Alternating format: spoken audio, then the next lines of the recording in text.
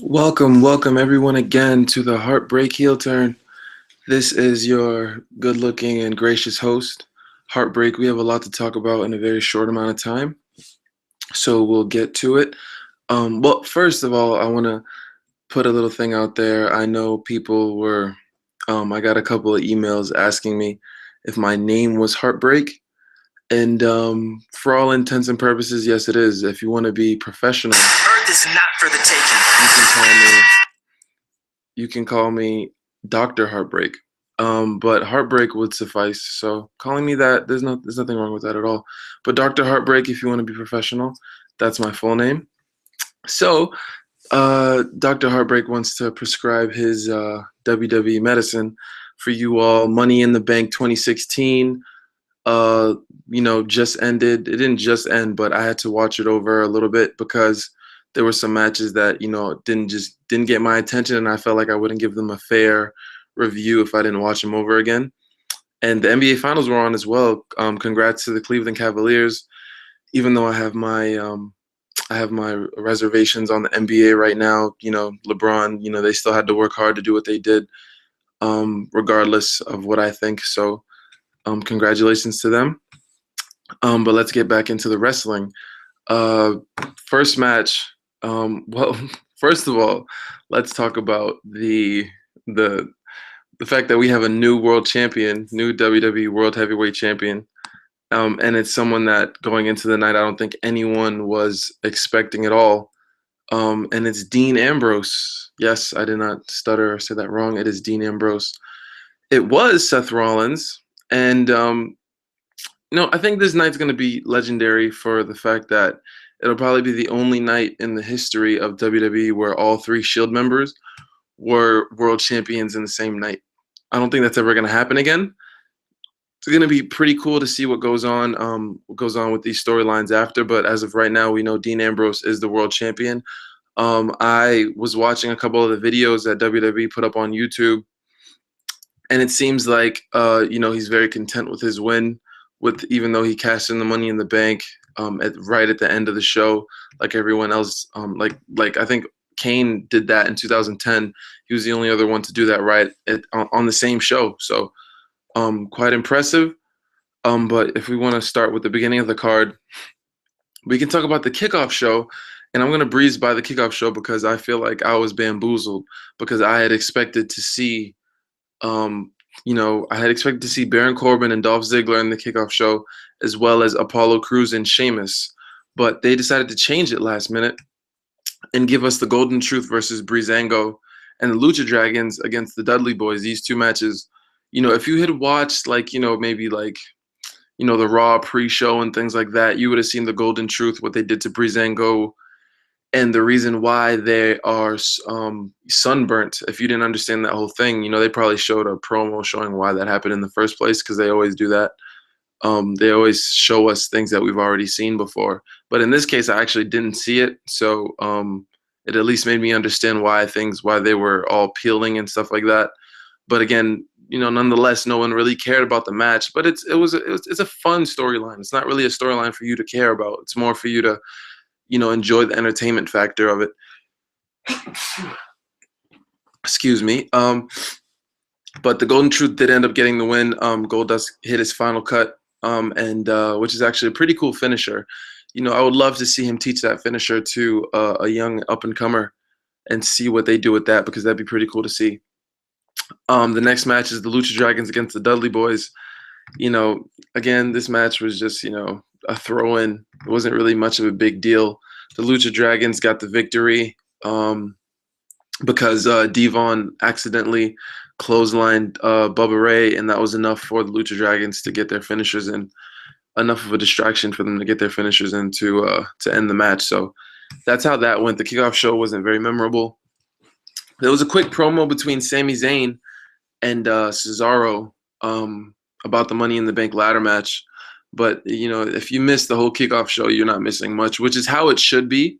So I'm happy about that. But at the same time, they advertised certain matches and they decided to put them on the main show.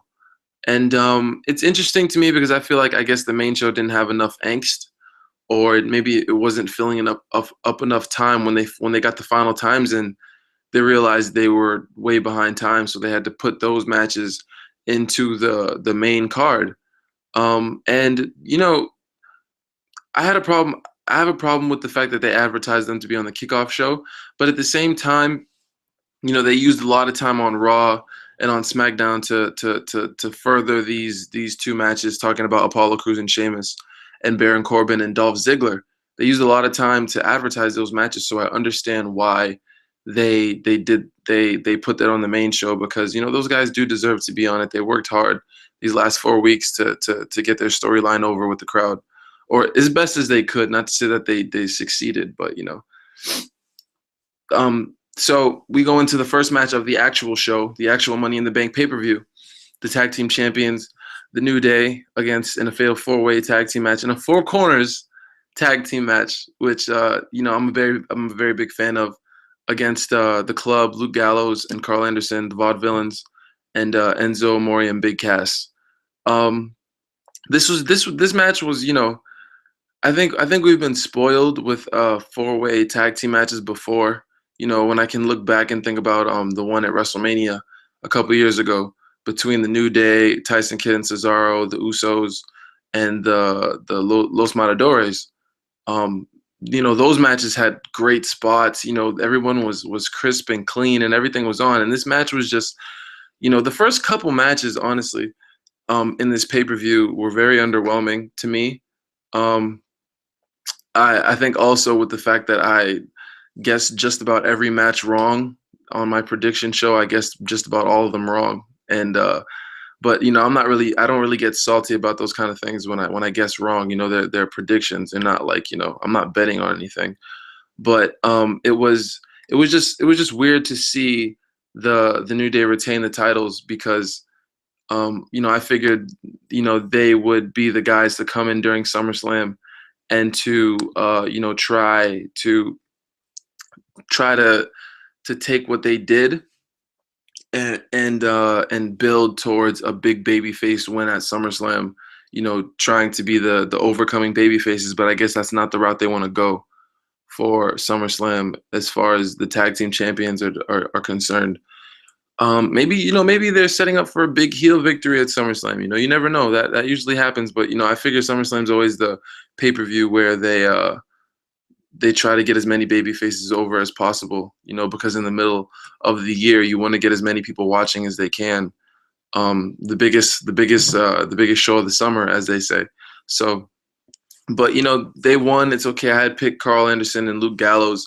I thought it would help build the club up a little bit if they at least had it for a month, but obviously that's not the direction they were going into.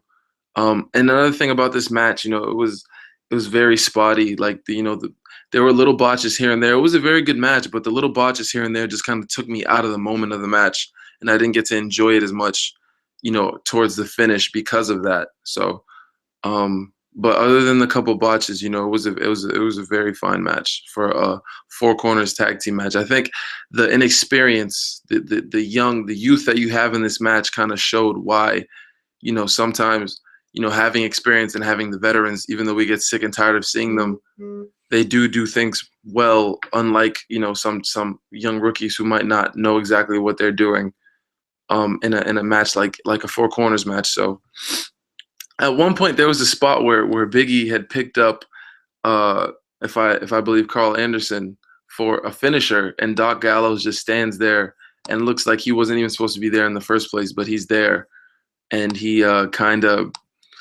it's just like an awkward like exchange of glares, and from what they did there, they just then Big Cass kind of came and ran in and tried to save the day, because what they weren't supposed to do, the things that they were doing. So it's unfortunate that the match ended with a couple botches, but what can you do? It happens sometimes. So we transition from that. We go to the singles match between Baron Corbin and Dolph Ziggler. Baron Corbin gets his victory relatively cleanly, finally, over Dolph Ziggler. And hopefully he can continue to be a badass and further along his journey in the WWE and not just be known as the Andre the Battle Memorial winner, Battle Royal Memorial winner, or whatever it's called. He needs to move on and be known for something else, because if you're known for something that you've done 4 months ago, you're not going to last very long in the company, because they have a very short-term memory as far as those things are concerned. So happy for Baron Corbin. It was a good match. It had its couple botches as well, but one spot where Ziggler was supposed to jump off the steps into a deep six, he trips on the steps. But Baron Corbin is is a beast. He's so strong. He's strong enough to catch him after he slips, and then even though the momentum was wrong, he swung the momentum the way he was supposed to into the deep six, and it might have took a couple seconds longer than it was supposed to, but the sheer willpower and strength of Baron Corbin is undeniable. So hopefully they have something set up for him later. This was probably the most underwhelming match on the card, but the card wasn't all that great, so it's not like we were expecting it to be great. As far as the whole, well, I guess I'll talk about that at the end. So we'll continue with the matches. The Divas match: Charlotte and Dana Brooke against Natalya and Becky Lynch. I had picked Natalya and Becky Lynch here because I figured they would need some babyface wins after Luke Gallows and Carl Anderson beat the New Day, but obviously that didn't happen. So obviously, subsequently, Charlotte and Dana Brooke won. I thought it was a toss-up. It depended, to me, that match depended on who won the tag team match. If it was a face, then the heels would win in the Divas match, and that's what happened. So, Dana Brooke put on a decent showing. It wasn't anything spectacular. The match itself wasn't anything spectacular. What the main part of what happened in the match was really what happened after. Was after their defeat. It looked like Natalya actually lost a tooth. I could be wrong about that, but she got hit pretty hard in the mouth because Becky Lynch was going for another clothesline. These dangerous clotheslines. You got to watch out, teammates. And missed Charlotte and hit Natalya in the face, and it looked like she was really hurt. And then after that, that distraction was enough for Charlotte and Dana Brooke to get their victory. But after the match was over, Becky Lynch was trying to console Natalya about what was going on, and Natalya just completely lost her mind and just attacked Becky Lynch. Yeah, so Natalya has her first quote unquote heel turn in a very long time, to see her turn heel, and it was cool to see that she she's gonna add another element to her character, because I think she was getting a little stale being the niece of Bret Hart and blah blah blah. We all know that, we all know that already. So it's cool to see. But what was so interesting was after, I don't know if this was supposed to happen, but after she beat up Becky Lynch, she was walking away up the ramp and she started crying. So I don't know if that's her emotions getting to her or what it is, but it'll be interesting to see what they do with that angle on Raw, and to see if they mention the crying part at all. But this is why I think she lost a tooth, because I felt like she was actually in pain, so that's why she started crying as she was walking up the ramp. I don't know if she's that good of an actress to just start crying on sight after an altercation like that. So Apollo Crews against Sheamus. I had picked Sheamus in this match. I figured multi-time world champion, he would come out with the victory on the Young Buck, but I was wrong. Apollo Crews gets the victory in a roll up, basically, and it was great to see. It was actually a feel good moment for me, honestly. I always hear people saying about Apollo Crews, he should stop smiling, he should have a mean streak. But I think his smiling and his happy-go-lucky demeanor can work to his benefit if he can integrate it into his character the proper way. He didn't have much of a character in NXT. He was just kind of the big guy that could do a lot of flips, and but hopefully he can really sink his teeth into this character that he's trying to develop, and make him, because he could be a very good babyface. I can see him being very popular with the kids. Because I think he's a genuinely nice guy, and that's just coming from a guy who's a smart fan. So hopefully he can do well with what he's trying to work with as far as his personality is concerned.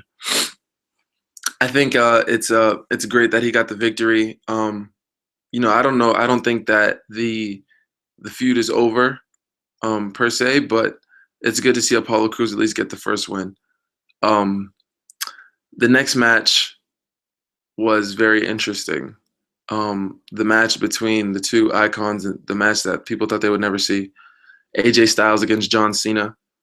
AJ Styles, uh, he goes over on John Cena, and it was kind of like, to me, it was kind of like Vince McMahon giving a big FU to all the fans because we got what we wanted. We got AJ Styles beating John Cena.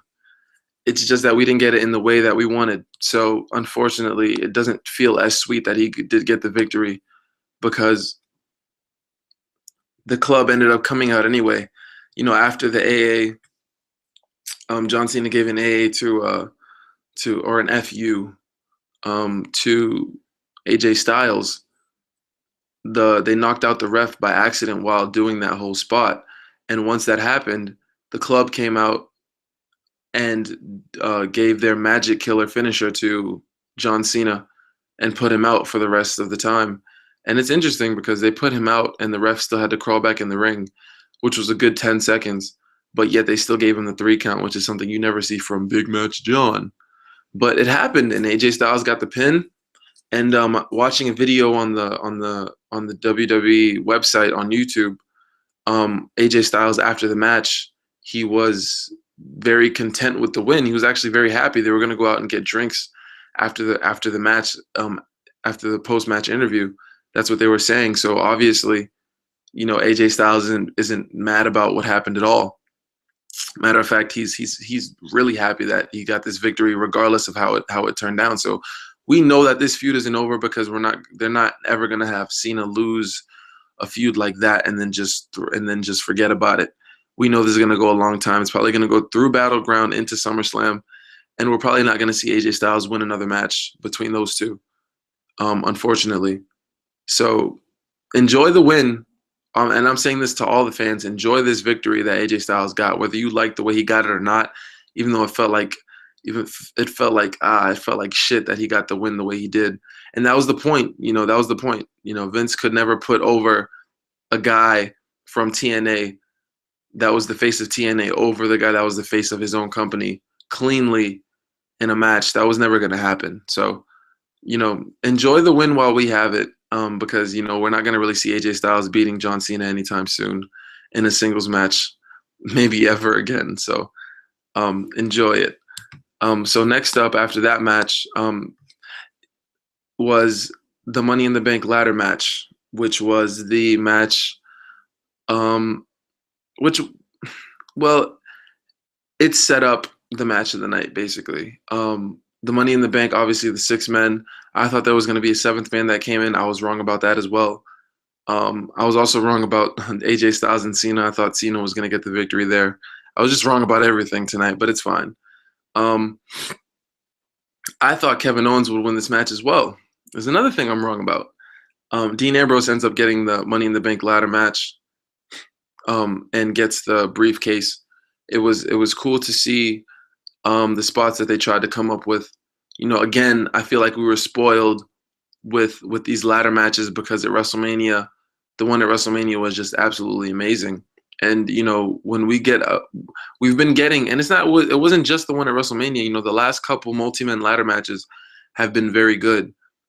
And when we get one that's not stellar, like the one at WrestleMania, some people are probably going to be quick to say that this wasn't the best Money in the Bank ladder match, but it was very good. And it might not be on the level of the WrestleMania 32 ladder match, which was probably the best match on the WrestleMania card. But you got to give credit where credit is due. They tried a lot of different spots. These guys work so hard. This dude, Kevin Owens, took a Michinoku driver spine first onto a ladder that was facing sideways. So it wasn't like the steps of the ladder. It was it wasn't the rungs. It was the bars of the ladder. I don't know what you call it, but the sides of the ladder. He got his spine directly Michinoku driver down on there, and I just thought automatically in my head, I think, oh my God, Shawn Michaels, 1998. Oh my God, casket match, end of his career. That's what I was thinking the whole time. luckily he did get up and he gave it was Sami Zayn that gave him the Michinoku driver. So as you know, later in the match, Sami Zayn got his just desserts, and Kevin Owens proceeded to powerbomb him on another ladder. So, and that basically ended his match right there. But it was interesting to see all the different people near the end, that everyone had a legitimate shot, except for maybe Alberto Del Rio. But everyone had a chance to at least touch the briefcase. But eventually, Dean Ambrose came out with the win, and you could see on Dean's face. I didn't know if at the time when he won the ladder match, if he knew that he was going to cash in that night. But it looked like he was very emotional, which is something we almost never see. Either emotional or very, very tired, because that's something we almost never see with Dean. The way he was acting, he was so calm after he won the match. Eventually he started hyping himself up, but initially he was very calm, and he was just like, "Oh my God, I can't believe I just, I got this briefcase." And it's the first time I think we've seen a face win the Money in the Bank briefcase in a long time. So I figured, wow, they wouldn't go that route, because it's more interesting to see a heel with that. But having a face doing that, it's kind of cool, because I figured, all right, he's gonna come out whenever with the thing, and they can have so many different pops throughout these next couple months, with him just coming out with the briefcase and people thinking he's gonna cash it in when he really doesn't. But again, after that, I was wrong. So we'll go into the next match, which was something that I've heard this term be used before, but it's the toilet bowl match, the match where you go and use the bathroom, because it's in between two very good matches. And this was the United States Championship match between Rusev and Titus O'Neil. I forgot this match was even going to happen. I figured that the main event was going to be right after the Money in the Bank ladder match, but obviously this match still had to happen. Titus O'Neil comes out, and it's Father's Day, and he gives his sons a kiss, and Wale's actually next to his son, so that shout out to Wale. That was a pretty cool cameo appearance from him. And he was cheering Titus and booing Rusev, so at least he was doing the right thing on camera. And Rusev comes out, United States champion. And honestly, I actually did go to the bath. Actually, no. Well, I went to the bathroom, and then I was watching the rest of the NBA Finals during this match, because it was the end, and I just wanted to see how Cleveland was going to win, because I knew Cleveland was going to win the finals regardless. But that's another story for another time.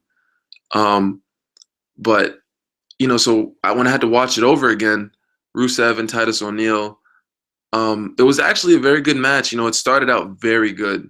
I thought the start was awesome. The fact that Rusev was just running away from him, and Titus was getting in his hits, and he was being very aggressive with him, and picking him up and throwing him places, and picking things up and putting them down. Like, that's what Titus O'Neil is great at doing. Throwing guys, not even suplex or anything, just throwing them.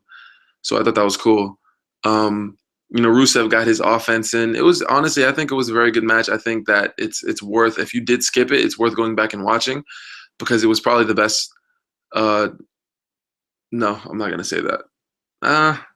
Yeah, I'm not gonna say that. But it was a very good match. So, if you did care about their storyline, and you did want to see the culmination of that, you should watch it. Rusev actually ends up getting the victory, with shenanigans, but of course, always with the heel champions. And Rusev comes out and grabs the mic and goes to his kids and goes, "You see your father? Your dad's a loser." And then goes, "Rusev is champion." So I thought that was awesome to me, just taking, and then he says, "Happy Father's Day." So being very snark, it's awesome. It's awesome to see in a champion. When you're a heel champion, that's what you need to be. You need to be entertaining, because people already hate you. So if you're not entertaining, then you're just nothing. You're a guy that no one likes and no one wants to see on TV. So it's good to see that Rusev is embracing that part of his character. Finally, the main event, Seth Rollins and the WWE World Heavyweight Champion Roman Reigns in a match for the championship. I had to watch this over again. After seeing the Cavaliers win, my brain was kind of fried for a little bit. So when I first watched it, I wasn't very into it. But then seeing the things that happened later on in the match, got me to want to watch it over again. So I watched it over again, and this was easily the best match of the night. Great spots, at least 4 stars. I would say 4 stars, maybe 4.25 4 1/4. But it was a great match to me. They put on a show. I expected them to because I figured they're very familiar with each other in the ring. Um, I didn't see Seth Rollins winning at all. I had picked Roman Reigns to win. Again, something else I was wrong about. Actually, to give myself a little bit of credit, I'm not completely worthless. I did pick Rusev, but that was probably just a given. So I'm not gonna be too happy about that. But I did pick him. But I did pick Roman to win this match. But Seth ends up getting the victory, and Seth pulled out just about every move he had except maybe the Phoenix Splash that we all clamor for. I think they're gonna save that for whether it's their rematch or the triple threat match they may have at SummerSlam. And that's going to happen because Seth Rollins gets the win, and he gets it with a little bit of shenanigans, not on purpose, but something was going on, and they bump into the ref, and the ref gets knocked out again. These referees, got to look out. 2 referees got taken out tonight, and this one was Mike Chioda. He's a veteran, so if you take him out, you know that you really did a number on him. They took him out. And when they took him out, Roman just so happened to give Seth a spear and, trying to pin him. The ref is down, typical. But then when he gets back up, Roman goes for another spear and Seth reverses it into a pedigree, which was a little bit iffy, but it was still awesome to see that they attempted to do something like that. And then from there, Seth gets up, gives him another pedigree, and ends the match right there. And it was great to see something like that. I didn't expect Seth to win at all. I thought Roman was going to kick out because I figured what I was thinking in my head once he gave him that second pedigree was, well, he did kick out of 3 F5s at WrestleMania. So, he's definitely going to kick out of 2 pedigrees. Just goes to show how much Triple H really thinks about his own finisher and how important of a move that is to him. He's not just going to let it, get crapped on by getting kicked out a bunch of times like John Cena's attitude adjustment. So, it was great to see Seth win the championship for all the, 60 seconds that he did have it, because lo and behold, as he won the championship, Dean Ambrose music hits and everyone goes nuts. And, I was a little bit reluctant to say, I was like, man, this could be very entertaining having Dean Ambrose with this Money in the Bank, constantly clamoring on Seth Rollins. But, for that to happen, I guess Seth would have to be the heel because Dean is not going to be the heel. So it would be a little bit weird to have a face bothering another face constantly with his Money in the Bank contract. So this was the only direction they had to go with having Dean win. In my head when I saw Dean win, I figured, it would make a lot of sense for him to cash it in that night. But I thought that they wouldn't, based on entertainment purposes. They would let Dean, do his thing because it would be very entertaining to see him with that Money in the Bank contract. But they decided to do it on the night and pull the trigger. And they did, and Seth, he was beat from the match before, so it only took one dirty deed for – that sounded so dirty. It took one dirty deed for Dean Ambrose to finish Seth Rollins off, and he wins the World Heavyweight Championship. And, I'm smiling as I'm saying that because, I can just remember, back in the day when Dean Ambrose had lost to Seth Rollins technically, but left with the championship, and he looked so good with the championship at the time. And I figured, man, this guy's probably never gonna have a world title run. And now, he does, and I'm really happy for him, and I'm looking forward to seeing what he's gonna do with it and what direction they go on with there, because I didn't see this coming, so I have no idea what's gonna happen. I figure they're going into this just triple threat, Shield match at SummerSlam, which would make SummerSlam must-see TV. I figured they would save it for WrestleMania, but I guess, they have other plans for that. So, that's the direction. If I had to figure where they were going to go with that, I figured they're going to do the triple threat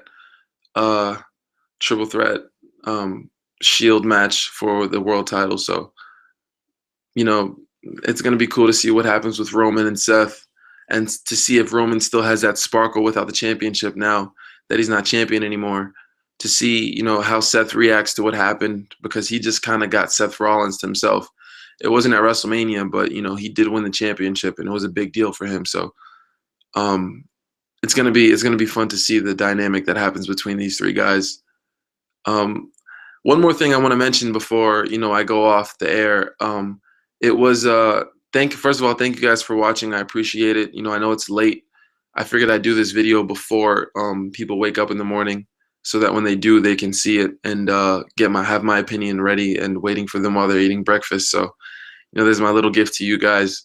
Um, but one thing that I do want to mention, you know, I figured this isn't a big deal, but you know, just seeing the club coming out and after AJ Styles won, and watching the video after and having them say, "Oh, that was too sweet, AJ. You know, let's go out and have the little click fingers." Um, you know, WWE really doesn't care about anything WCW has ever done, because to take the NWO's too sweet line, and I know gimmick infringement is a big deal over there. I know that AJ Styles was a little bit guilty of that tonight because he was saying, "This is my house in the ring," and we all know that's for Paige. But then again, I don't know how much